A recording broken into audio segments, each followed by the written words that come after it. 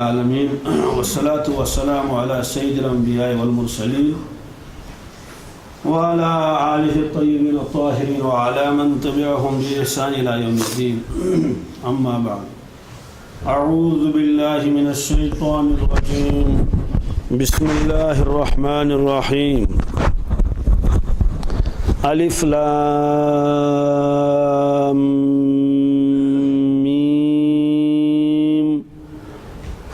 ذلك الكتاب لا ريب فيه هدى للمتقين سورة البقرہ مدنیۃ، یہ قرآن پاک کی دوسری صورت ہے سورہ بقرہ۔ مدنیۃ کے مطلب یہ ہے یہ مدنی صورت ہے۔ ہجرت سے پہلے قرآن پاک کا جتنا حصہ نازل ہوا اس کو مفسرین کرام مکی بتاتے ہیں۔ یہ حصہ گویا کہ ہے مکی۔ ہجرت کے بعد جتنا حصہ نازل ہوا اس کو مفسرین کرام مدنی کہتے ہیں۔ اس لیے سورہ بقرہ یہ بھی مدنی صورت ہے۔ مدنی صورت کا مطلب یہ ہے کہ ہجرت کے بعد مختلف موقعوں پر یہ صورتیں نازل ہوئی ہیں۔ بالفرض اگر کوئی آیت مکہ شریف میں بھی نازل ہوئی ہو، جیسے حج کے موقع پر، حج ہجرت کے بعد ہوا، صلح حدیبیہ کے موقع پر، صلح حدیبیہ حج کے بعد ہوا، فتح مکہ کے موقع پر اور فتح مکہ ہجرت کے بعد ہوا، تو اگر اس طرح کی کچھ چند آیتیں ہوں تو اس سے کوئی فرق نہیں پڑے گا، پھر بھی وہ آیتیں اسی میں لکھی جائیں گی سورہ بقرہ میں ہی، اور پوری صورت کو مدنی ہی کہا جائے گا۔ چونکہ صورت مؤنث ہے اس لیے مؤنث کا صیغہ آئے گا مدنیۃ۔ اس میں 40 رکوع ہیں۔ کتنے؟ 40 رکوع ہیں اس میں، اور 286 آیتیں ہیں۔ یہ رکوع کس نے متعین کیے؟ اس سے پہلے آ چکا ہے۔ یہ رکوع رسول اللہ صلی اللہ علیہ وسلم نے متعین نہیں فرمائے، یہ امت نے رکوع متعین فرمائے ہیں۔ یہ رکوع کس بنیاد پر متعین کیے گئے ہیں، کیا شکل ہے، کس مناسبت سے یہ کہا گیا کہ اس میں 40 رکوع ہیں؟ قرآن پاک کی جن آیتوں کا مفہوم یعنی مضمون تقریباً ایک جیسا ہے، تو امت کے علماء نے اور قراء حضرات نے وہ مفہوم عبارت دیکھ لی کہ یہاں سے لے کر یہاں تک تقریباً ایک قسم کا مضمون ہے، اس لیے اس پر ایک نشان انہوں نے ڈال دیا۔ پھر اس کے بعد دیکھا کہ ایک دوسرا مضمون شروع ہو رہا ہے، اگرچہ ان کے اندر مناسبت بھی ہے لیکن ایک نئے قسم کا مضمون شروع ہو رہا ہے۔ پھر وہ دیکھا کہ وہ کہاں ختم ہوتا ہے تو وہاں اور ایک نشانی لگا دی۔ یہی وجہ ہے کہ کوئی رکوع چھوٹا ہوتا ہے، کوئی رکوع بڑا ہوتا ہے۔ اس طرح سے انہوں نے رکوع متعین کیے۔ رکوع کے معنی آتے ہیں جھکنا۔ رکوع کے معنی آتے ہیں وَارْكَعُوا مَعَ الرَّاكِعِينَ، جھکو جھکنے والوں کے ساتھ۔ تو اس کو رکوع کس مناسبت سے کہا گیا؟ اور رکوع اس مناسبت سے کہا گیا کہ اگر کوئی آدمی تلاوت کر رہا ہے اور وہ ایک خاص مضمون ایک رکعت میں پڑھنا چاہتا ہے تو اس کو چاہیے کہ وہ یہاں سے لے کر یہاں تک جب پہنچ جائے گا تو رکوع اگر کرنا چاہے رکوع کر لے، نماز کا رکوع، چونکہ نماز میں بھی اس کو رکوع کہتے ہیں، اس مناسبت سے اس کا نام بھی رکوع رکھ دیا۔ تو یہاں آ کر قاری جھکتا ہے اور رکوع کر لیتا ہے، لیکن اس کا مطلب یہی نہیں کہ آپ ایک ہی رکوع پڑھ لیں، نہیں، اگر آپ زیادہ رکوع پڑھنا چاہیں تو زیادہ پڑھ لیجئے، لیکن مناسب یہی ہے اگر آپ درمیان صورت میں تلاوت کر لیں تو رکوع سے شروع کریں، اور پھر آگے جتنا بھی پڑھنا ہو رکوع سے زیادہ بھی پڑھ سکتے ہیں، کم بھی پڑھ سکتے ہیں، شروعات اسی رکوع سے کر لیں، یہ زیادہ بہتر ہے۔ ورنہ تو کہیں سے بھی قرآن پاک کی کسی سورت کے درمیان سے بھی آدمی شروع کر لے، پڑھ سکتا ہے۔ تو اس وجہ سے اس کو 40 رکوع میں وہ کر لیا گیا تقسیم۔ اور یہ قرآن پاک کی سب سے بڑی سورت ہے سورۃ البقرہ، 2.5 سپاروں کے قریب ہے۔ یہ سپار کا تذکرہ بھی آگے آئے گا کہ سپاریں کس نے بنائی ہیں۔ اسی طرح سے آیتیں، یہ امت نے ان آیتوں کے اوپر جو ہے وہ نشانی لگائی۔ آیت کے معنی آتے نشانی، کیا جی، جب ایک جملہ پورا ہوتا ہے تو اس جملے کے پورے ہونے کے بعد ایک گول دائرہ بنایا جاتا تھا. بعض قرآن پاک میں اس میں گنتی بھی لکھی رہتی ہے، بعض قرآن پاک میں گنتی نہیں لکھی جاتی. یہ تو بالکل ایسا ہے جیسے آپ کی انگریزی زبان میں فل سٹاپ آتا ہے تو آپ وہاں سے ایک وہ نقطہ لگا دیتے ہیں، گویا کہ یہاں جملہ پورا ہو گیا، اب دوسرا سینٹنس شروع ہو گیا. تو اس طرح سے آیت ختم ہو جاتی ہے تو ایک گول دائرہ اس کا بنایا جاتا ہے. آیت کے ورنہ اصل معنی آتے ہیں نشانی کے. جیسے سفر کے دوران آپ دیکھیں گے راستے میں وہ پتھر لگے رہتے ہیں، اس کو سنگ میل کہتے ہیں. تو وہ ایک سنگ ہے، پتھر ہے، وہ بتاتا ہے کہ اتنے میل آپ نے نکالے ہیں اور اتنے میل ابھی آپ تک باقی ہیں. بس ایک علامت ہے. سورہ بقرہ کی فضیلت کیا ہے؟ فضیلت کا معلوم ہونا بھی ضروری ہے. سب سے پہلی روایت اس سلسلے میں حضرت ابو ہریرہ رضی اللہ تعالیٰ عنہ کی ہے.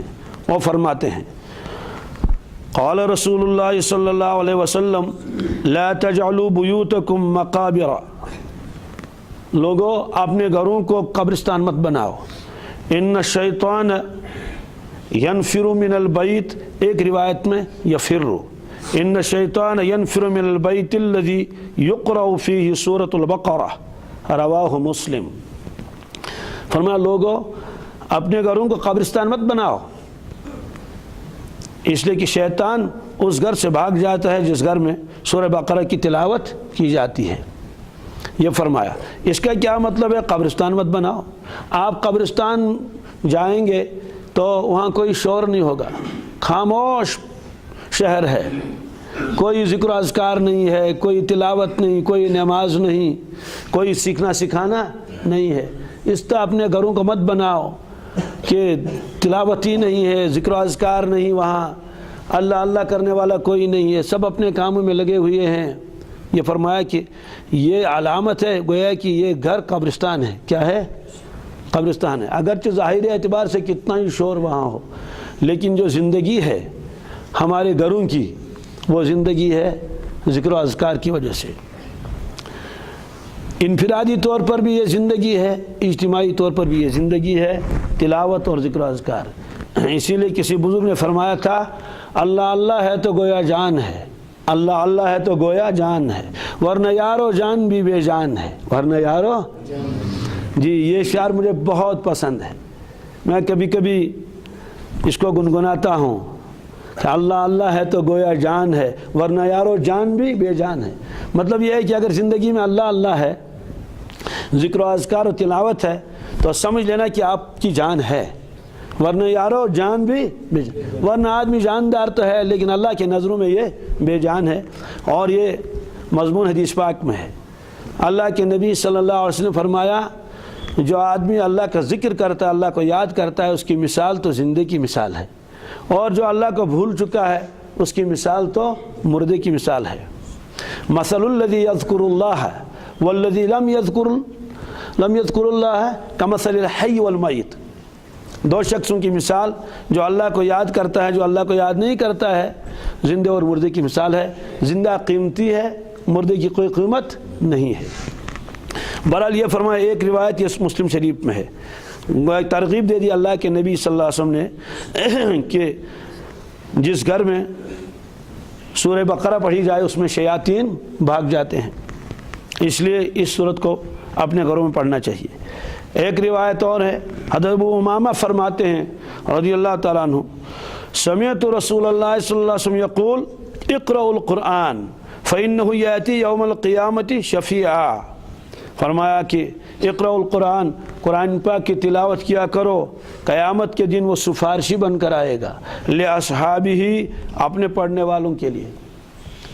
جیسے کہیں آدمی پھنس جاتا ہے تو کوئی اس کے چھڑانے کے لیے پہنچ جاتا ہے، وہاں کوئی بڑا آدمی آتا ہے تو اس کو بڑی ہمت ہوتی ہے تو اب تو معاملہ آسان ہے، اتنے بڑے شخص میرے لیے آ گئے. تو فرمایا کہ قرآن پاک خود آئے گا. کیسے آئے گا، کیا شکل ہوگی اس کی، لیکن آپ نے فرمایا کہ قرآن پاک آئے گا قیامت کے دن سفارش بن کر پڑھنے والوں کے لیے. اقرؤوا الزہراوین، فرمایا کہ دو زہراوین کو پڑھ لو، زہراوین کو پڑھ لو. یہ زہراوین کیا ہے؟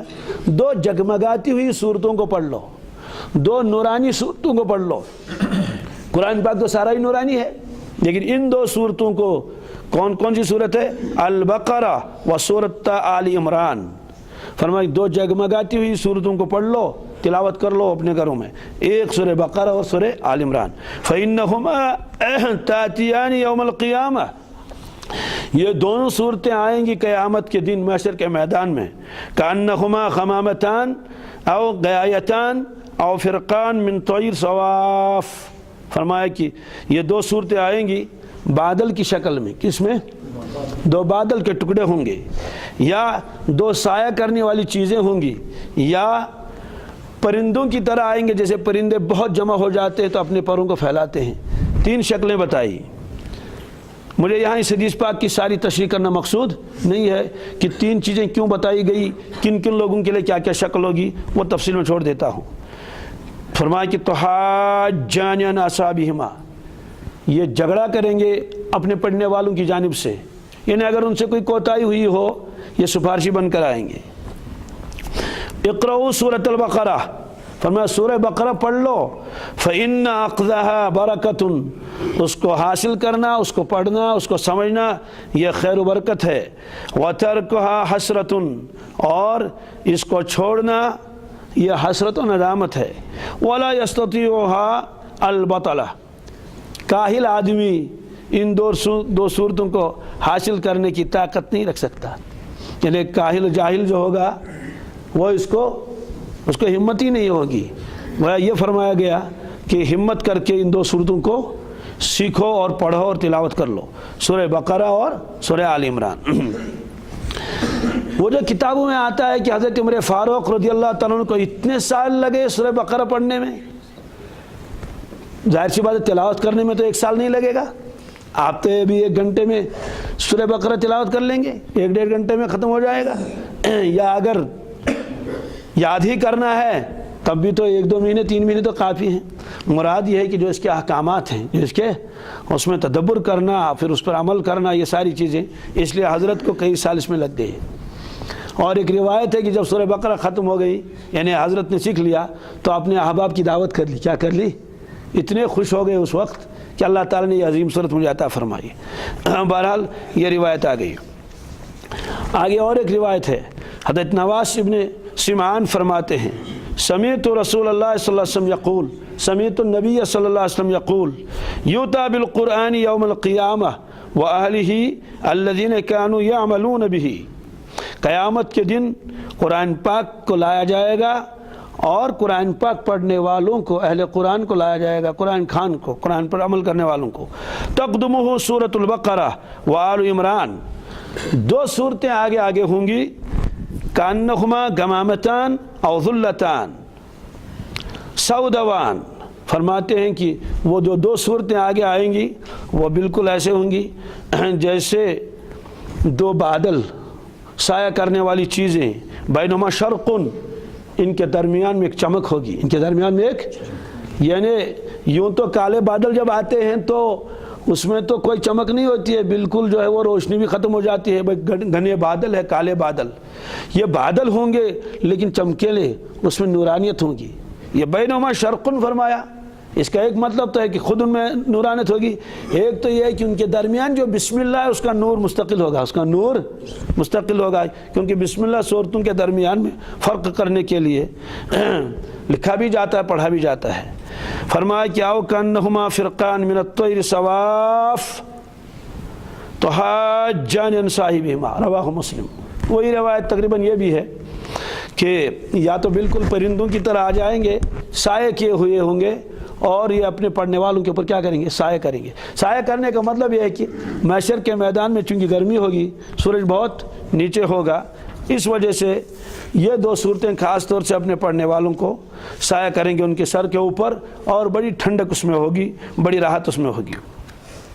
اس سے پہلے تو ایک روایت آئی گئی، اس کی طرف میں صرف اشارہ کر لوں گا. آپ نے فرمایا کہ اللہ تعالیٰ نے اپنے خزانوں میں سے مجھے دو چیزیں دے دی، ایک سورہ فاتحہ اور سورہ بقرہ کی آخری آیتیں. تو بہرحال یہ سورہ بقرہ کی کچھ روایتیں میں نے سنا لی جو فضیلت کے سلسلے میں اللہ کے نبی صلی اللہ علیہ وسلم نے بیان فرمائی ہیں.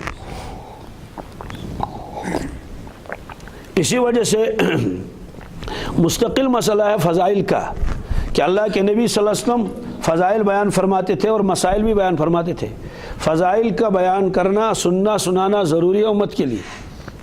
جب فضیلت آدمی سن لیتا ہے کسی چیز کی تو پھر وہ اس کے کرنے کے لیے تیار ہو جاتا ہے، ورنہ آدمی کا جو ہے وہ نہ ذہن اس کی طرف جاتا ہے اور نہ طبیعت اس کی طرف جاتی ہے۔ جیسے آپ نے فرمایا جو آدمی جنازے میں شرکت کرے گا اس کو 1 قرات ثواب ملے گا، اور جو دفن میں شرکت کرے گا اور 1 قرات ثواب ملے گا۔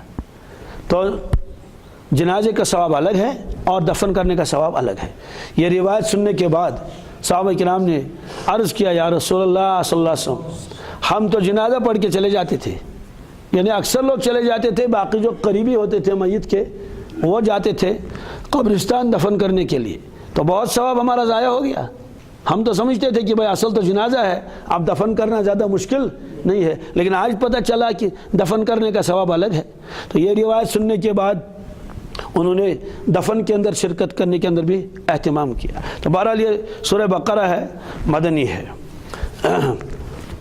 اب بقرہ کا کیا مطلب ہے؟ اردو کے اکثر تفاسیر میں بقرہ کا ترجمہ تو گائے لکھا ہے۔ کیا لکھا ہے؟ گائے۔ جی،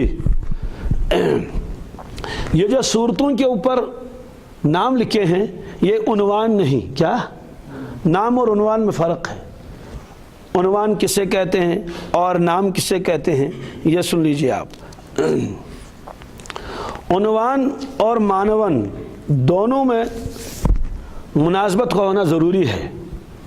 عنوان اوپر ہے، آپ نے اوپر عنوان قائم کیا ہمارا مدرسہ، نیچے تو ساری چیزیں مدرسے کی ہوں گی۔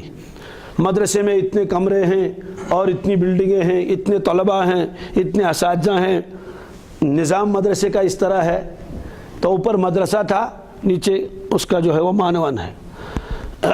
اسی طرح سے آپ نے مثلاً اوپر اور کوئی عنوان قائم کیا تو نیچے اسی عنوان کے تحت وہی چیزیں آئیں گی، دوسری چیزیں نہیں آ سکتی۔ آپ سورہ بقرہ ہے تو یہ عنوان ہے، فرماتے ہی نہیں۔ کیوں؟ بقرہ کے معنی مثلاً گائے، ایک اور ترجمہ بیل کا بھی ہے، وہ بھی میں بتاتا ہوں۔ تو اس کا مطلب یہ نہیں ہے کہ اس کے اندر گائے کے اوپر بحث کی گئی ہو۔ جیسے مضامین لکھتے ہیں چھوٹے بچے، اردو میں لکھتے ہیں گائے، پھر وہ نیچے لکھتے ہیں کہ گائے ایک پالتو جانور ہے، اس کی 4 ٹانگیں ہیں، گائے گھاس کھاتی ہے، وہ دودھ دیتی ہے، یا آپ کے انگریزی میں دکاؤ مضمون لکھا جاتا ہے۔ تو عنوان دکاؤ، نیچے آپ وہی لکھنا پڑے گا گائے کے بارے میں۔ یہاں وہ مسئلہ نہیں ہے، اس لیے کہ کوئی بھی لفظ عنوان بن ہی نہیں سکتا قرآن پاک کا۔ کیوں؟ ایسے مضامین قرآن پاک کے اندر ہے ایک ایک صورت میں، تو ظاہر سی بات اگر عنوان قائم کریں گے تو کس کا عنوان قائم کریں گے؟ اور اس سورہ بقرہ کے اندر اتنے احکامات ہیں، عقائد کی بحث اس میں ہے، اعمال کا تذکرہ اس میں ہے، بہت عجیب غریب صورت ہے۔ اسے کیا نام رکھیں؟ اس میں نماز کا تذکرہ تو نماز والی صورت تو نہیں کہہ سکتے، اس میں زکوٰۃ و حج کا تذکرہ تو زکوٰۃ اور حج تو نہیں کہہ سکتے، اس میں طلاق اور نکاح کا بیان ہے، طلاق اور نکاح والی صورت تو نہیں کہہ سکتے۔ البتہ نام صورتوں کے اللہ کے نبی صلی اللہ علیہ وسلم نے متعین فرمائے ہیں، یہ توقیفی ہیں، اس میں عقل کا کوئی دخل نہیں ہے۔ بعض صورتوں کے نام ایک سے زیادہ ہیں، جیسے سورہ الحمد شریف کے بارے میں آیا، اس طرح سورہ بقرہ کے بارے میں متعدد نام ہیں، لیکن سب سے زیادہ مشہور ہے سورہ بقرہ۔ پھر اس کو بقرہ کیوں کہتے ہیں؟ اصل میں ایک جگہ اسی صورت میں بقرہ کا تذکرہ آیا ہے۔ کس کا؟ بقرہ۔ وہ ایک واقعہ ہے، اس واقعہ کی وجہ سے پوری صورت کا نام رکھ دیا سورہ بقرہ۔ وہ واقعہ کیا ہے؟ بنی اسرائیل میں ایک بہت بڑا شخص تھا، مالدار، اس کا عامیل نام لکھا ہے، بڑا مالدار تھا، لیکن اولاد نرینہ اس کے پاس نہیں۔ بعض تفاسیر میں لکھا ہے کہ لاولد تھا، بعض میں لکھا ہے کہ ایک لڑکی تھی، بہرحال اولاد نرینہ نہیں۔ تو اس کا بھتیجا وہ تھا، بھائی کا لڑکا، بھتیجا اس انتظار میں تھا کہ لال کر ماری، لال کر تو سوچ رہے تھے انتظار اس میں میرا چچا کب مرے گا تو یہ وراثت مجھ کو ملے گی اور چچیری بہن سے نکاح بھی کر لوں گا۔ وہ اس انتظار میں تھا یہ کب مرے، لیکن وہ مرتا ہی نہیں تھا۔ تو ایک دن اس نے ایسا کیا کہ چپکے سے اس کو مار ڈالا۔ مارنے کے بعد اس کی لاش کو کسی طرح سے جیسے بھی ہو گھسیٹ کے لے گیا یا کندھے پر لے جو بھی ہو، تو دوسرے محلے کے اندر اس کو ڈالایا، وہاں ڈال دیا۔ اب راتوں رات یہ کام کیا اور صبح کو ہے چچا کو تلاش کرنے لگا، ہے تو ان میں لال سون کس چیز بیس ہو لال میں وشون ہو رات سے وہ رات گوبھی کال۔ اب وہ اس نے وہ پورے محلے کے اندر اور پورے بستی کے اندر یہ شور مچایا ہے لال خود کو، لال خود تو کیا تو اسی نے تھا۔ تو اس طرح سے جب ڈھونڈنے لگے سارے لوگ نکلے ڈھونڈنے کے لیے تو دیکھا تو وہ تو ایک جگہ مرا ہوا ہے، لاش پڑی ہوئی ہے۔ تو بس رونے پیٹنے لگا، بہت شور مچایا کہ بھائی کس نے میرے چچا کو مارا، اور مگرمچھ کے آنسو بہانے لگا۔ تو بس شور ہوا کہ بھائی کس نے تو انہیں کہنے لگے ہے شمار مدمو، انہیں بستی والوں جس محلے میں وہ لاش تھی، کہنے لگے کہ مجھے دیت دے دو، اس کی خون بہا دے دو۔ بہرحال سارے لوگ جمع ہو گئے، انہوں نے کہا بھائی ہم نے تو اس کو مارا نہیں، اس لیے کہ ہمارا اس کے ساتھ تو کوئی تعلق بھی نہیں، ایسا کوئی لڑائی جھگڑا بھی نہیں، ہم کیوں مار لیتے اس کو۔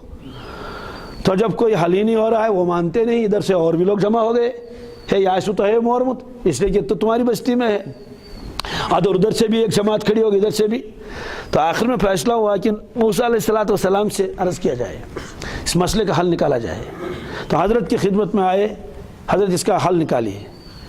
تو یہ بھی ہو سکتا تھا کہ بذریعہ وہی ان کو بتایا جاتا فلاں آدمی نے مارا اس کو، معاملہ حل ہوتا، لیکن وہ تو بنی اسرائیل تھے، وہ تو کہاں ماننے والے تھے، وہ تو الٹا موسیٰ علیہ السلام کے پر الزام لگاتے کہ آپ تو ہمارے پر الزام لگاتے ہیں۔ اس لیے انہوں نے اللہ سے درخواست کی، اللہ یہاں اس طرح سے ایک قتل ہوا ہے اور قاتل معلوم نہیں ہے، تو یہ بتا دیجئے۔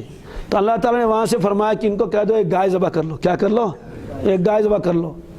اس کی تفصیل تو آئے گی نا آگے، صرف میں اشارہ کرتا ہوں۔ وہ کہنے لگے کہ حضرت کیا فرمایا اللہ تبارک تعالیٰ؟ اللہ تبارک تعالیٰ نے فرمایا کہ ان تذبحوا بقرہ، ایک گائے ذبح کرو۔ انہوں نے کہا حضرت گائے کا اس کے ساتھ کیا تعلق ہے؟ سوال یہ ہے کہ قاتل کا نام بتا دیجئے اور آپ فرما رہے ہیں گائے ذبح کر لو۔ قالوا اتتخذنا ہزوا، حضرت تیمچو مذاق کرنے سے، آپ نے فرمایا مذاق نہیں۔ بہرحال بعد میں کیا کیا ہوا کہ وہ گائے کیسی ہونی چاہیے، اس کا رنگ کیسا ہونا چاہیے، وہ یہ ساری صفات، آخر میں جا کے انہوں نے ایک گائے کو ذبح کر ہی لیا۔ گائے کو ذبح کرنے کے بعد اس کے بدن کا ایک ٹکڑا آ کے وہ ٹچ کر لیا، کس کے ساتھ؟ مردے کے ساتھ۔ مردے کے ساتھ اس کو لگا لیا تو مردہ زندہ ہو گیا۔ زندہ ہونے کے بعد مردے نے فوراً کہہ دیا وہ مورز باپت رن کے مجھے میرے بھتیجے نے مارا۔ تو بہرحال اس کے بعد کیا ہوا، اس کو وراثت سے محروم کر دیا گیا اور کیا کیا کر دیا گیا۔ چونکہ اس جگہ قرآن اس سورہ بقرہ میں یہ واقعہ ہے بنی اسرائیل کا، اس میں بقرہ کا تذکرہ آ رہا ہے، تو اس مناسبت سے اس کا نام بقرہ رکھ دیا۔ اور یہ ویسے ہی واقعہ نہیں کہ اللہ تعالیٰ کو فرماتا بھائی ایک آدمی مر گیا تو یوں ہوا، نہیں، اصل میں اس میں زبردست ایک گہرائی ہے۔ وہ یہ ہے کہ اللہ تعالیٰ تو یہ بھی فرما سکتے تھے کہ یہی وہ ہے، لیکن تب یہ فائدہ نہ ہوتا جو غائب ذبح کرنے سے فائدہ ہوا۔ وہ یہ ہے کہ بہت سارے لوگوں کے دل میں شک شبہ تھا مرنے کے بعد کیسے زندہ ہو جائے گا آدمی، تو ان کے ایمان میں بڑی وہ جو ہے خرابی تھی۔ اسے جب آنکھوں کے سامنے دیکھا کہ وہ مردہ تو ہمارے سامنے زندہ ہوا، اس لیے مرنے کے بعد دوبارہ زندہ ہونے کا یقین ان کے دلوں میں آ گیا۔ پھر دوسری بات ہے، بعض لوگ تو شک شبہ کرتے تھے موسیٰ علیہ السلام کے نبی ہونے پر، اس لیے معجزہ دیکھا اپنے آنکھوں سے کہ موسیٰ علیہ السلام کا واقعی تعلق ہے کس کے ساتھ؟ اللہ تبارک تعالیٰ کے ساتھ۔ تو اس واقعے میں اللہ تبارک تعالیٰ کی وحدانیت اور قدرت کا بیان ہے، اور موسیٰ علیہ السلام کی نبوت کا بیان ہے، اور ایک معجزہ ہے، اور مرنے کے بعد دوبارہ زندہ ہونا ہے۔ اور یہی تو تین ہی تو مضامین ہیں، یعنی جو اصل بنیاد ہے۔ ایک کیا ہے؟ ایک اللہ تبارک تعالیٰ کی وحدانیت ہے، ایک رسالت ہے، ایک معاد ہے۔ اصل تو بحث یہی ہے، اللہ تبارک تعالیٰ کو مانے، انبیاء علیہ السلام کو مانے، اور مرنے کے بعد جو دوبارہ زندگی آ رہی اس کو مانے۔ اصل یہ تین چیزیں ہیں، باقی چیزیں تو اسی کے ضمن میں ہیں۔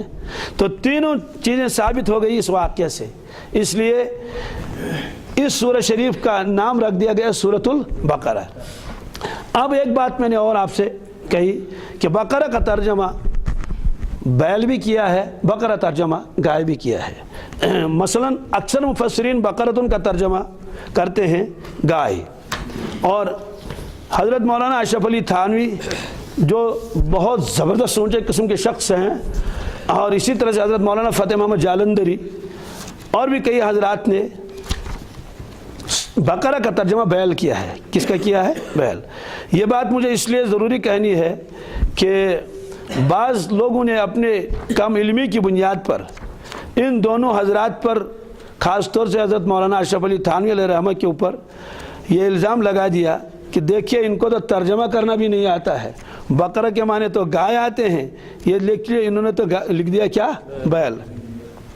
حالانکہ جو بیان قرآن حضرت نے وہ تفسیر لکھی ہے اس کے بارے میں تمام جو مفسرین ہیں وہ یہ فرماتے ہیں اگر اردو تفاسیر کا سردار اس کو کہا جائے تو بے جانا ہوگا۔ بہت زبردست تفسیر ہے وہ۔ یہ جو آپ دیکھتے ہیں کہ وہ صرف ترجمہ ہے، وہ تفسیر نہیں، حضرت کی تفسیر الگ ہے۔ یہاں ہے میرے پاس تفسیر ہے وہ، تو وہ جو ہمارے مسجدوں میں وغیرہ گھروں میں ہے کہ سطر کے نیچے ایک ایک ہے، وہ صرف ترجمہ ہے۔ تو اس طرح سے تو فرمایا گیا کہ یہ تو اردو تفاسیر کا گویا کیا ہے؟ سردار ہے۔ تو یہ بتایا گیا۔ مولانا عبد المجید داری آبادی جو ان کے مرید بھی ہیں، انہوں نے بڑی تعریفیں کی ہیں حضرت کی، اور وہ لیکچرر تھے، پروفیسر تھے علی گڑھ یونیورسٹی کے۔ پہلے تو اور خیال کے تھے، پھر باقاعدہ بیعت بھی ہو گئے تھے، پھر درس بھی پڑھ لیا، درسن انگریزی میں بھی تفسیر لکھ دی، تفسیر ماجدی، اردو میں بھی تفسیر ماجدی ان کی ہے۔ تو حضرت علامہ کشمیری علیہ رحمہ اردو کا مطالعہ نہیں فرماتے تھے، بہت کم، صرف مطالعہ کرتے تھے عربی کا اور فارسی کا، اس لیے اردو کے ساتھ گویا کہ ہاتھ بھی نہیں لگاتے تھے۔ اس لیے ان کی تصانیف جو ہے یا عربی میں ہے یا اردو میں ہے، یہ اس میں ہے، فارسی میں ہے۔ مثلا عیسیٰ علیہ السلام کے بارے میں جو انہوں نے کتاب لکھی ہے وہ بھی عربی میں ہے۔ ختم نبوت کے سلسلے میں ایک کتاب لکھی ہے، وہ عربی میں ہے، عربی میں کتابیں لکھتے تھے۔ تو بہرحال تو حضرت نے جب بیان قرآن دیکھ لیا حضرت تھانوی علیہ رحمہ کا، تو فرمایا اوہو اردو میں بھی علم آ گیا، اردو میں بھی۔ تو بہرحال خلاصہ ہے۔ اب سوال یہ کہ یہ بقرتن کا ترجمہ کیا گائے ہے یا بیل ہے؟ دیکھیے عربی میں ایک ہے، اس میں جنس اس کو کہتے ہیں، کیا اس میں جنس جو ہے وہ مذکر اور مؤنث دونوں کے لیے بولا جاتا ہے۔ اسی طرح سے وہ قلیل و کثیر دونوں پر بولا جاتا ہے۔ جیسے قوم، کیا اس کا کوئی واحد نہیں، رات، ناس، لوگ، گروہ، اس کا واحد کوئی نہیں ہے، یہ دلالت کرتا جمع پر۔ جیسے پانی، قلیل و کثیر، ایسے ہی مذکر مؤنث دونوں پر دلالت کرتے ہیں۔ کیسے؟ جیسے بقر، کیا بقر کا ترجمہ گائے اور بیل، یہ گائے اور بیل بقر کا ترجمہ ہے۔ اسی طرح سے اس کا واحد آتا ہے بقرتن، جیسے کلمتن واحد کا صیغہ ہے اور اس کا جمع آتا ہے کلم۔ رسول اللہ سے فرمایا اوتیت جوامع الکلم، مجھے اللہ تبارک تعالیٰ جوامع الکلم عطا فرمایا ہے۔ تو بقرتن کا ترجمہ ایک تو لغوی اعتبار سے ہے کہ واقعی بقرتن بیل کو بھی کہتے ہیں، اور بھی کوئی اس کی دلیل ہے؟ جی حدیث پاک میں ہے، بخاری شریف میں روایت ہے، وہاں اللہ کے نبی صلی اللہ علیہ وسلم نے خود بیل کے لیے بقرتن کا لفظ استعمال فرمایا ہے۔ وہ روایت میں آپ کو سناتا ہوں۔ حضرت ابو ہریرہ رضی اللہ عنہ روایت فرماتے ہیں نبی کریم صلی اللہ علیہ وسلم نے فرمایا، کیا فرمایا؟ بینما رجل راکب علی بقرۃ التفت الیہ فقالت لم اخلق لہذا خلقت للحراثہ قال آمنت به انا و ابو بکر و عمر۔ یہ فرمایا اللہ کے نبی صلی اللہ علیہ وسلم نے فرمایا بنی اسرائیل کا ایک شخص تھا، وہ بیل پر سوار ہوا، کس پر؟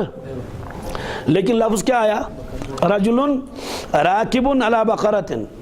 اس روایت کو امام بخاری علیہ رحمہ نے باب استعمال البقر للحراثہ یہ عنوان قائم کیا ہے کہ بیل کو کھیتی کے لیے کام میں لینا، یعنی کھیتی کا کام بیل سے لینا، یہ عنوان قائم کیا، اس کے تحت میں یہ روایت نقل کر لی کہ ایک شخص سوار تھا بیل کے اوپر، اور یہ بیل ترجمہ کس نے کیا؟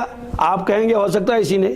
یہ جو میں ترجمہ سنا رہا ہوں اس وقت آپ کو، یہ بخاری شریف کا ہی ترجمہ ہے، یہ ایک عالم گزرے ہیں، انہوں نے بخاری شریف کی شرح لکھی ہے، یہ اسی میں سنا رہا ہوں تاکہ یہ یقین ہو جائے کہ مولانا تھانوی علیہ الرحمہ کا غلطی نہیں ہوئی ہے، وہ کم علم نہیں تھے۔ یہ مولانا داؤد راز صاحب ہیں، انہوں نے یہ تشریح کی ہے، اور بھی جتنے بھی تشریح لکھنے والے ہیں وہ ترجمہ بیلی کا کرتے ہیں، لیکن بقرہ لفظ آیا۔ تو وہ شخص سوار ہوا کس پر؟ بیل پر، تو بیل نے اس کی طرف دیکھا ایسے، اور اس سوار سے کہا میں اس لیے پیدا نہیں کیا گیا ہوں، میری پیدائش تو کھیت جوتنے کے لیے ہوئی ہے، میں اس لیے پیدا، تم میرے پر سوار ہو گئے۔ تو یہ واقعہ بیان کیا اللہ کے نبی صلی اللہ علیہ وسلم نے بنی اسرائیل کا۔ اس کے بعد فرمایا میں اس پر ایمان لاتا ہوں، میں اس پر، یعنی یہ جو واقعہ ہوا ہے کہ بیل نے باتیں کی اور یہ کہا اس سے کہ مجھے اللہ تعالیٰ نے اس کے لیے پیدا نہیں فرمایا ہے، اس کے لیے تو مثلا گھوڑا وغیرہ ہے، وہ کہنا چاہتے تھے نیچے اتر جاؤ، کہ میں اللہ تعالیٰ نے مجھے بنایا کس کے لیے؟ بیل۔ تو آپ نے فرمایا میں اس پر ایمان لاتا ہوں، میں اس پر ایمان لا چکا ہوں، اور ابو بکر اور عمر بھی ایمان لائے۔ روایتوں میں آگے آ رہا ہے کہ ابو بکر صدیق اور عمر فاروق اس مجلس میں موجود نہیں تھے۔ یہ فضیلت ہے شیخین کی کہ اللہ کے نبی صلی اللہ علیہ وسلم نے اپنے ایمان کے ساتھ ان دونوں بزرگوں کو شامل کر لیا۔ فرمایا کیا؟ آمنت بہ، میں اس پر ایمان لایا، انا و ابو بکر و عمر۔ ایک واقعہ تو یہ، چلو روایت پوری ہو جائے۔ وَأَخَذَ الذِّئْبُ شَاةً، ایک بھیڑیے نے ایک بکری کو پکڑ لیا، فَتَبَعَ الرَّاعِي، چرواہا اس کے پیچھے دوڑا پیچھے، کہیں لگائے نس، لوڈ لگائے نس، کیا تو بہرحال تو اس سے وہ چھڑا لیا اس نے۔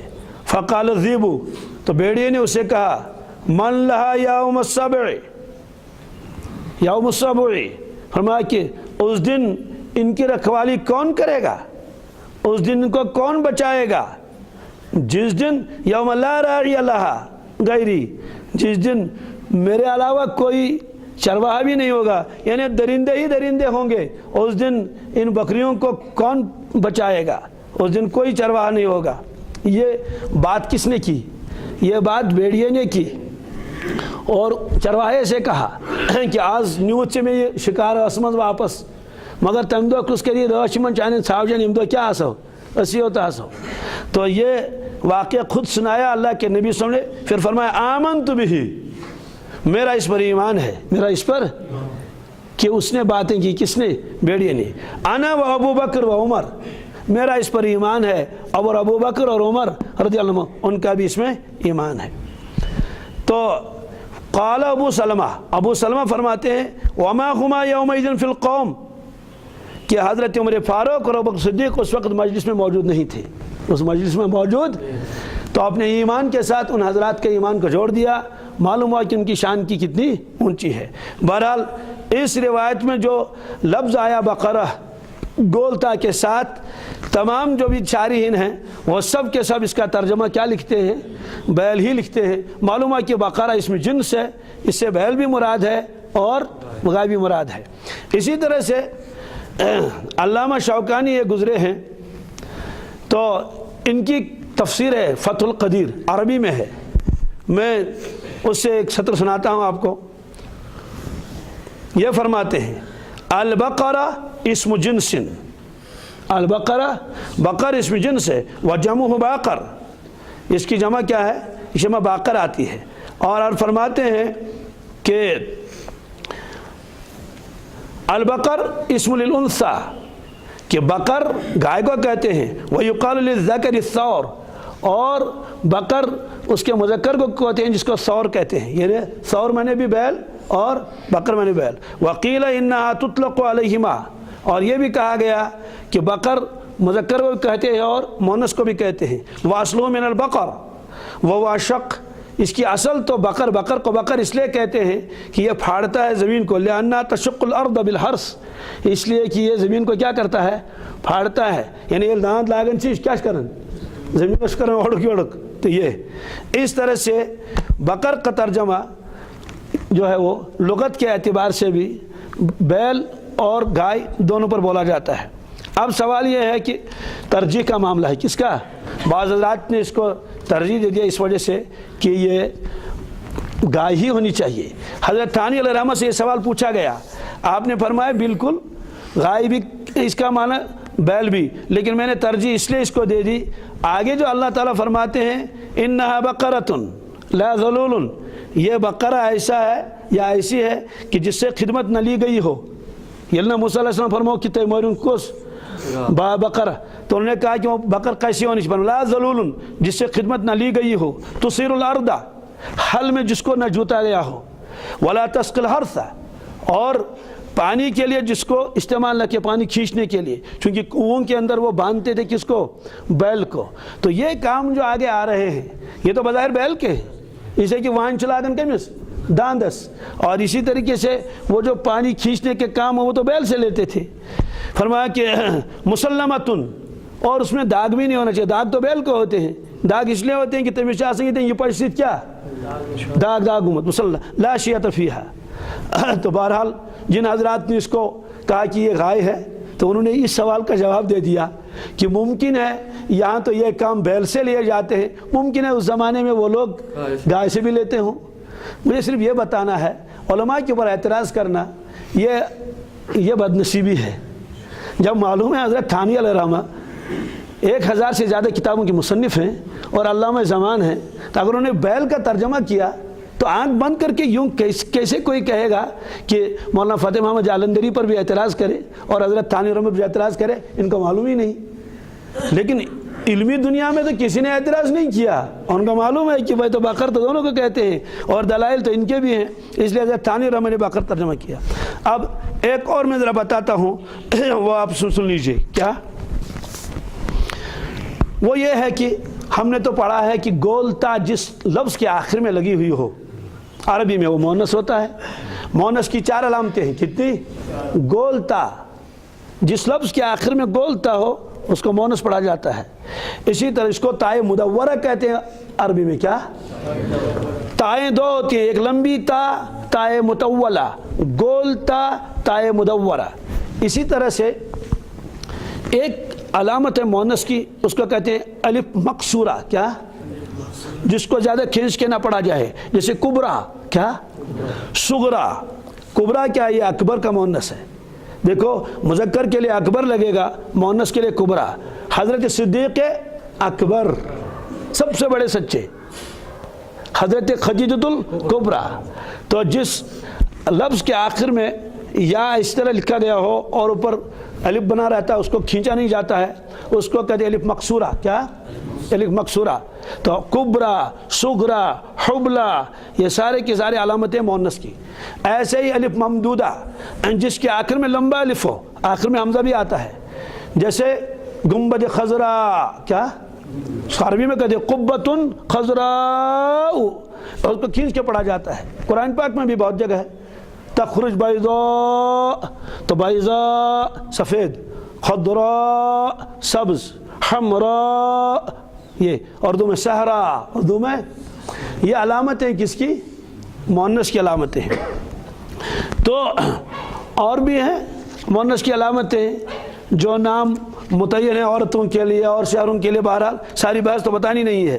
تو گولتا، لیکن عجیب معاملہ ہے، گولتا کبھی کبھی مردوں کے ناموں پر بھی لگتا ہے، جیسے اسامہ، جیسے طلحہ، جیسے شعبہ اور جیسے حمزہ. جیسے آپ کہیں گے جہاں وہ تو اسامہ ہے گولتا تو نہیں، وہ تو حمزہ ہے گولتا تو نہیں، کہ وہ تو اصل گولتا ہی ہے، سانس توڑنے کی وجہ سے وہ گولتا ہاں میں تبدیل ہو گئی. اور جہاں ملا کر پڑھنا ہے، مثلا مغیرۃ بن شعبہ، تو مغیرۃ بن تو گولتا بھی پڑھنا پڑا. نہیں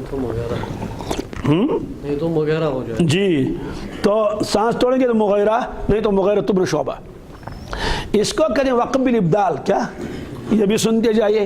وقف بالابدال کے معنی آتے ہیں کہ قاری دو جگہوں پر رکتا ہے تو حرف بدل جاتے ہیں۔ وہ وقف بالابدال دو جگہ ہوتا ہے، ایک ہوتا ہے وہ دو زبروں پر، کس پر؟ دو زبروں پر جب قاری ٹھہر جائے گا تو دو زبریں الف میں تبدیل ہو جاتی ہیں، جیسے والعادیات ضبحا، ضبحا نہیں پڑھیں گے، فالموریات قدحا، سانس توڑنے کی وجہ سے دو زبریں الف میں تبدیل ہو گئی، لیکن اگر ملا کر پڑھیں گے الف نہیں بنیں گے۔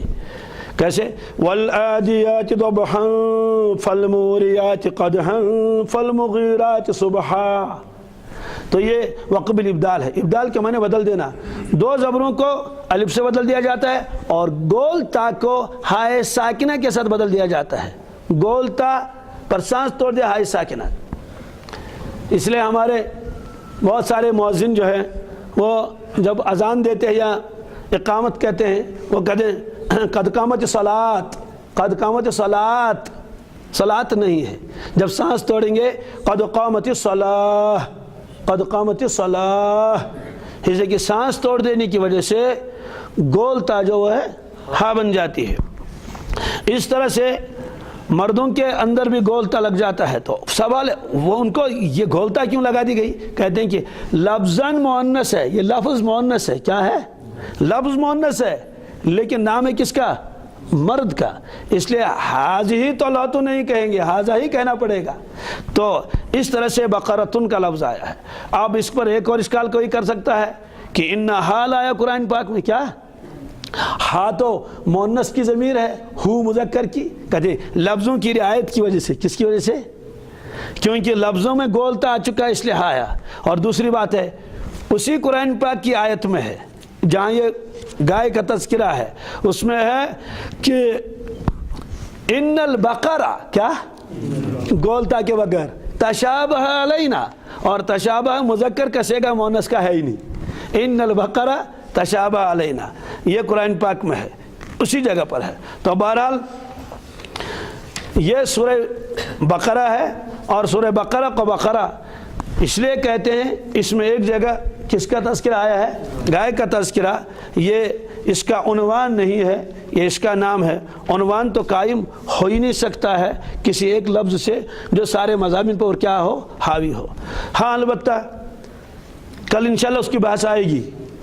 بعض لوگوں نے فرمایا صرف حروف مقطعات ایسے ہیں، حروف ہے، لیکن چونکہ اس کا ترجمہ ہی کسی کو معلوم نہیں، حروف مقطعات کی بحث کل آئے گی انشاءاللہ۔ وہ حروف ایسے ہیں کہ جو سارے مضامین پر گویا کہ پورے عنوان معنون کو ادا کر سکتے ہیں، لیکن چونکہ حروف مقطعات ہیں ان کا تو معنی ہی کسی کو معلوم نہیں۔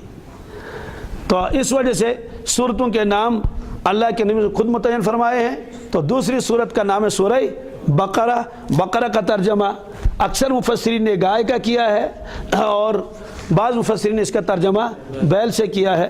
گنجائش دونوں کی ہے، تو اپنے کم علمی کی وجہ سے علماء کے اوپر اعتراض کرنا صحیح نہیں ہے۔ تو یہ سورہ بقرہ شروع ہو گئی، انشاءاللہ المستعان اس کی تفصیل آگے آ جائے گی۔